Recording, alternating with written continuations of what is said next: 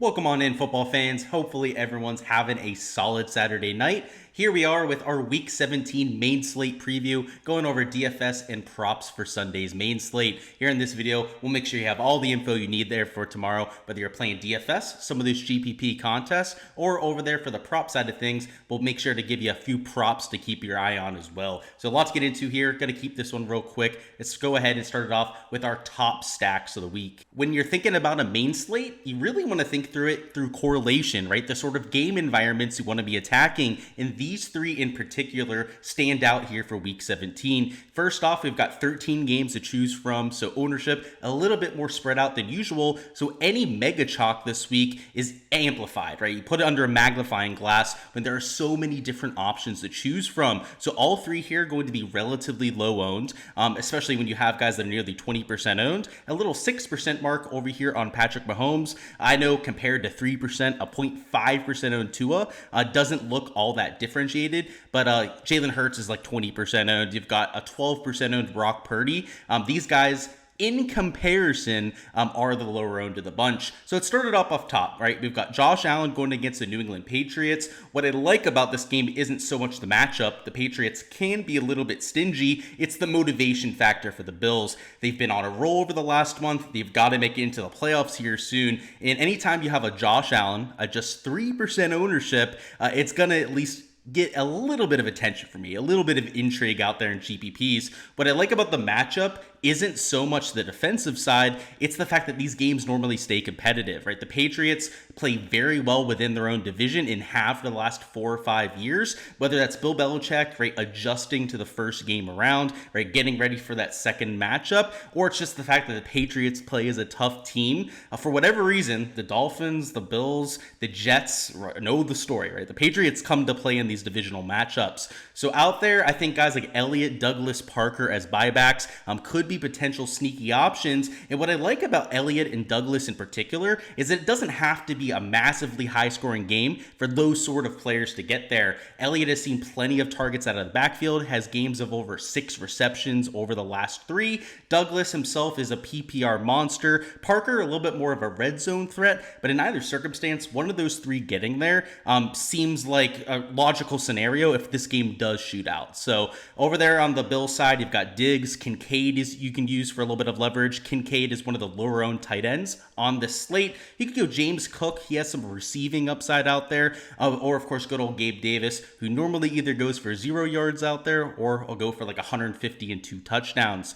Our next stack is going to be Patty Mahomes going against the Cincinnati Bengals. This one's a little bit higher owned. Like I said, 6%, maybe not nearly as low owned as the other 2 options. But the Cincinnati Bengals defense, if they can let the Steelers, right, have nearly 400 yards of offense in 2 games, imagine what Patrick Mahomes can do against them. So I think a lot of recency bias is playing against Mahomes, right? Hasn't really looked as sharp over the last month, but it's still Patrick Mahomes, right? You're talking about the Super Bowl MVP out there, one of, if not the best quarterback in the NFL. I think it's time we stop downing the guy, right? He's got all the motivation in the world. They're playing for the playoff seeding over there in the AFC, and 6% ownership at $7,500 really isn't all that bad, all things considered. So in terms of your stacking options, you've got Kelsey, who's the clear alpha male there, but you also got Rashee Rice, who's also worth plenty of consideration. Those 2 would probably be my top targets there, the most predictable for the Chiefs for sure, where most of my stacks would go. And then after that, you got Isaiah Pacheco. He's expected to be back, and also Justin Watson, right? Obviously, not all my stacking options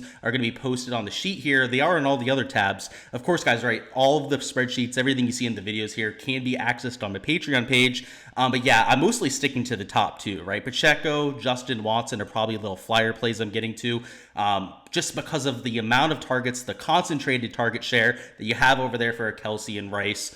Those are the players that you want to focus on. In terms of your buybacks, Jamar Chase is questionable. If he plays, he's a obvious choice to get to for a buyback. You've got T. Higgins out there, who of course if Chase is out would be the absolute nuts play at his price tag. Joe Mixon, Tyler Boyd, Tanner Hudson, a bunch of options for the buyback on the Bengals as well. And our last stack we're getting to is maybe a little bit sneakier. It's definitely the hardest matchup in terms of a defense. It's Tua going against that Baltimore Ravens defense that forced 5 interceptions against the 49ers. And while I don't expect that to happen again, it's well within the realm of possibilities because Jalen Waddle is not playing for the Dolphins. All that negativity aside, you still have a Mike McDaniels-led offense with Tyreek Hill out there who's going to be good to go this week, and a Tua who seemingly gets the job done no matter what, right? He's had Tyreek Hill injured before, looked plenty fine that week, and really every time this team gets doubted, we've had a few tough matchups this year. They've come on the top end of things, right? They've gone out there, were able to post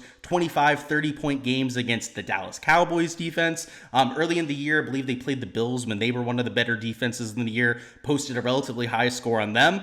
Tua just seemingly is able to get over that hump there. So the fact that he's 0.5% owned, to me, is just disrespectful, right? He's got his number one target out there. Almost all of my lineups with Tua are going to have Tyreek Hill. You could use Mostert or A-Chain out there, right? If this game does stay competitive, they're probably going to score at least one rushing touchdown on the ground. Most likely that's going to be Mostert out there. You've got Durham Smythe, Braxton Berrios that you could get to. There's a ton of options you can use on that team for stacks, but pretty much all of them are going to have a Tyreek Hill. On the other side of things, there's 3 players I really like stacking. We've got Zay Flowers, Isaiah Likely, also Gus Edwards you can get to. But on top of that, you got Nelson Aguilar, right? Odell Beckham Jr. that you can consider, or even Justice Hill at the running back position, who has a lot of PPR upside as a wide receiver. So these 3 games, some of your best quarterbacks in the NFL, but comparatively speaking, right, these 3 in combined ownership are about half the ownership of the Jalen Hurts. And, obviously you can take another 3 quarterbacks before you get the same amount of ownership as what you're getting with the Jalen Hurts. He is not 6 times more likely to succeed than these other quarterbacks, right? He's not more likely to be the optimal quarterback tomorrow than, let's say, these 3 plus another handful of guys in the mid-tier range. So that's how I'll be handling my slate, is avoiding some of those chalky players. You've got Hurts, who we mentioned. Brock Purdy is also getting quite a bit of attention at quarterback. When you have 13 games to choose from, embrace the volatility, right? Know that there's a lot more that can happen on the 13-game slate, and take a shot or two.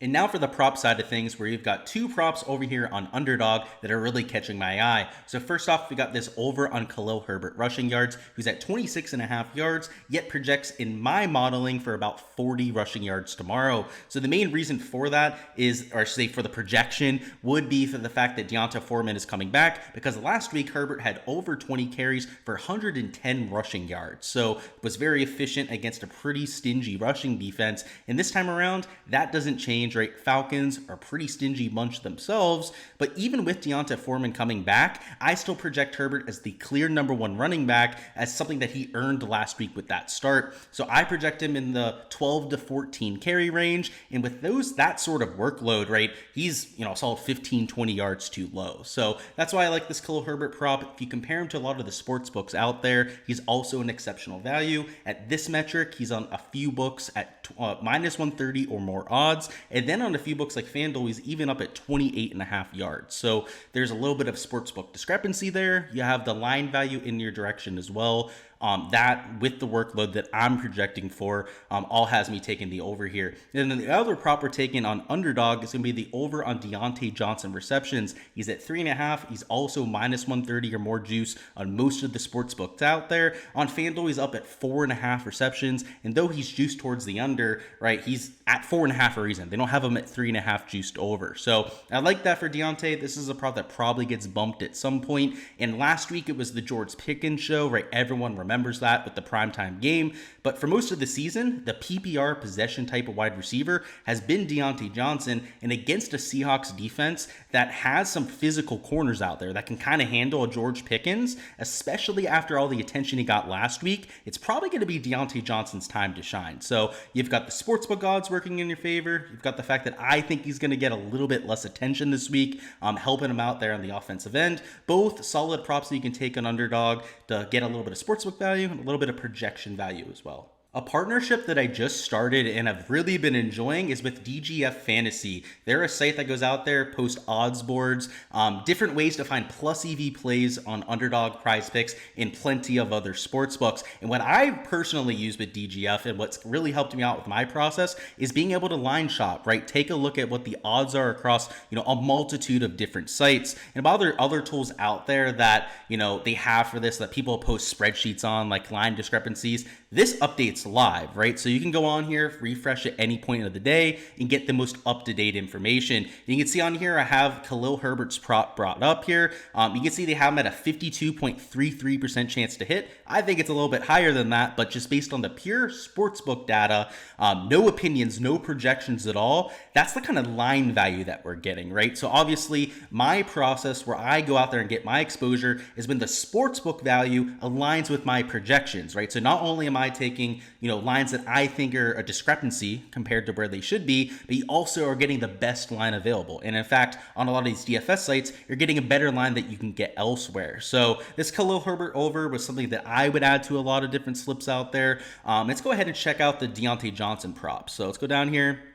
Find the Pittsburgh Steelers, my Pittsburgh Steelers. I'm a Steelers fan myself. And you can see he's at the top of the Steelers list, right? He's at a 53.61% chance to hit. He's at minus 135 on Pinnacle. He's at 4.5 on FanDuel, like I mentioned.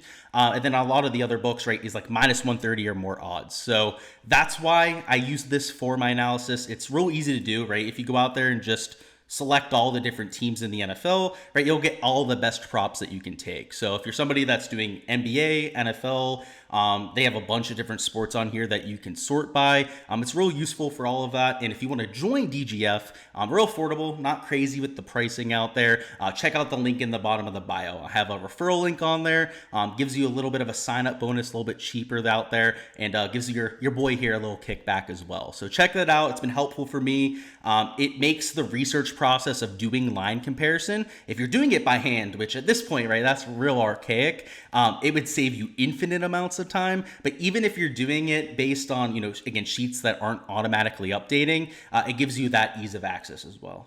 All right, and now for our prize picks exposure, where I'm taking 2 overs on Davante Adams and Michael Pittman receptions. So first off, they're in the same game, which is coincidental. I'm not really going for the correlation there, but if you want to assume that this shoots out, give it that, little boost there, then by all means go for it. But both of these props are also juiced in our favor on books. So over there on the DGF optimizer, I was able to find these two at minus 130 or more odds on most books. In fact, some of them have them closer to minus 135, and in the case of Michael Pittman, closer to minus 140 odds. So both of those, you're getting exceptional line value. And with Davante, you're talking about a team that's been pretty solid of late, right? They've been able to control the ball quite a bit. And last time around, Adams was not a huge part of it, right? They scored all those points, yet Adams only had like 2 receptions. That's where we were only getting him at a 5.5 line. He was projected at 6.5 receptions for that game. A lot of times he's at 6 receptions over here on Prize Picks. So we're getting a slightly softer projection. You're getting that sportsbook line value.